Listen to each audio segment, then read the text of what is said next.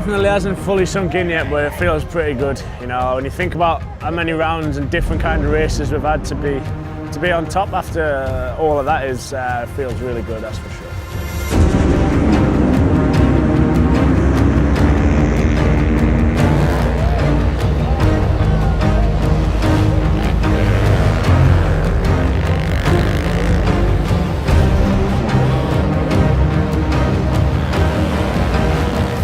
Billy Bolt, who does cross the line to be crowned the first ever World Enduro Super Series champion.